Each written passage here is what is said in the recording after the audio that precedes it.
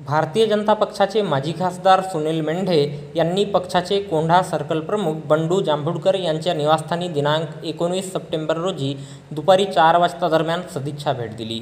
या भेटीदरम्यान विविध स्थानिक आणि राजकीय विषयांवर चर्चा झाली। यावेळी अनेक स्थानिक नागरिकांनी त्यांच्या समस्या माजी खासदार मेंढे यांच्या समक्ष मांडल्या।